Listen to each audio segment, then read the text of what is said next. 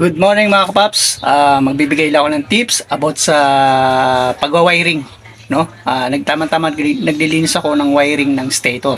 So, sa part ng stator, kailangan maayos at walang hindi maluwag yung mga wirings kasi pag nag-wiring kayo sa lalo sa stator, no? Stator tsaka yung rectifier, regulator, kapag maluluwag 'yan kasi yung mga area na 'yan ng wiring ng stator tsaka ng rectifier ay talagang iniinit yan.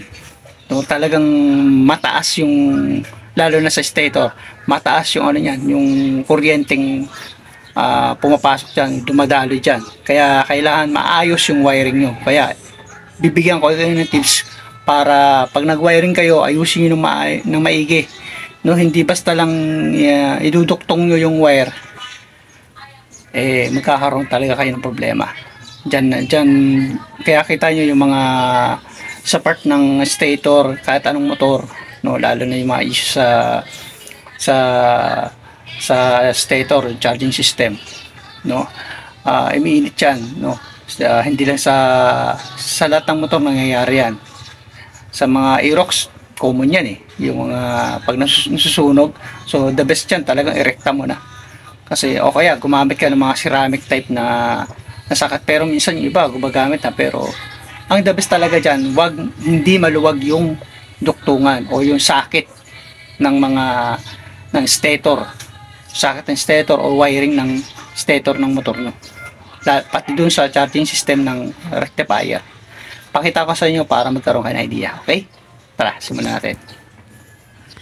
So ayan mga ka-paps, mga ka-RV, no? Ito yung pinapakita ko sa inyong wiring ay wiring to ng stator. Yan, meron yan. Pinapakita ko lang sa inyo. Nag-aayos kasi ako ng wiring o naglilinis ako. Okay? At pansinin nyo, hindi na rin ako gumamit ng sakit. Bakit? Kasi minsan hindi talaga may iwasan na dito sa area na to, sa stator, kapag may sakit, kapag lumuwag yung sakit katagalan, nasusunog. Kasi pag ang maluwag na yung mga connection, lalo pag may sakit, talagang nagkakaroon ng friction, so nagkakaroon ng sunog. So ang the best talaga, dapat para maiwasan yung pagkasunog, dapat maayos yung sakit, walang hindi dumuluwag. No, kaya ako ilang beses na rin nasunugan ng sakit, talagang wala na akong choice kundi i-rekta. No, ayusin niyo lang, no, ayusin niyo lang yung pagkakaduktong, no. Yan sa akin, pansinin niyo ito, ayan. Yan. Pansinin niyo, ito, ayan. Medyo pasensya na sa video, no. Hindi ko maipakita na maayos sa inyo, no. Hirap talaga pag walang magandang camera So ayan, pansinin niyo. Yan, di ba? Yan, yung medyo okay pa, no? Medyo pa, hindi siya, wala sang sunog. Kumpara naman dito sa isa. Yan, pasinin naman ito isa. Ayan, no? Parang iba na itsura, parang namutla, ano? Ibig sabihin niya, itong wire na to ay na-stress siya, no? Ibig sabihin, kasi itong area na to, itong inahawakan kong wire, mataas ng voltahe ang dumadali dito or pumapasok dito papuntang rectifier. Kaya kung maluwag yung connection nyo or socket or duktungan nyo, pwedeng masunog yung wire na to.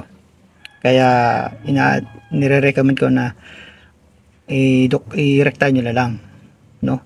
Nangyayari to nangyayari yung nasusunog yung wire ng socket ng stator o wiring ng stator kapag nagkakaroon ng loose connection, no, lumuluwag yung mga wiring, lalo na pag may sakit, no. Common yan, common sa Aerox yan nasusunog din madalas yung kanilang no. Kaya ako, lahat to nangyayari sa motor. Kaya pag dito sa mag-wiring kayo ng stator, siguraduhin nyo na mahigpit, hindi maluwag, maayos yung pagkakaduktong. Ito isa na duktong ko na to. Yan. So ayan mga ka-RP, no? Ito yung sample ng aking pagkakaduktong. Yan, ganyan ang sample ng aking pagkakaduktong pag nag-wiring ako. Yan. Ganyan. Hindi basta dinuktong lang. Talagang kailangan maayos.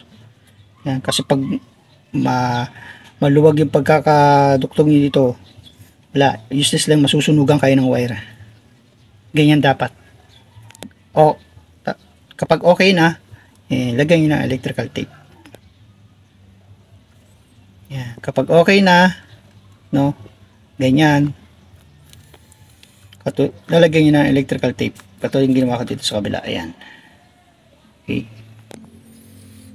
So yung mga Carfi, no, nalagyan ko na ng electrical tape. So pag okay na, maayos na yung pagkakatape nyo, tsaka nyo babalutan. So ayan mga Carfi, nabalutan ko ng electrical tape. So ayan, dapat ganyan yung pagkakaayos nyo, malinis yung pagkakabalot, no. Lalo na pagdating sa wiring, ayusin nyo bago nyo balutan ng electrical tape. Dapat ganit, maayos yung pagkakaduktong. Okay, inuulit ko, kailangan mahigpit, hindi malawag yung pagkakaduktong. Kung may sakit man, dapat sikipan nyo yung sakit ng stator para maiwasan yung pagkasunog ng wiring, no. Nangyayari yan, yung pagkasunog ng wiring na nangyayari yan sa lahat ng motor basta may stator. Okay, mataas kasi yung kuryente na pumapasok dyan sa mga wire na yan papuntang rectifier, okay, or sa charging system. Yan lang, maraming salamat, sana nakatulong. Bye bye, peace out.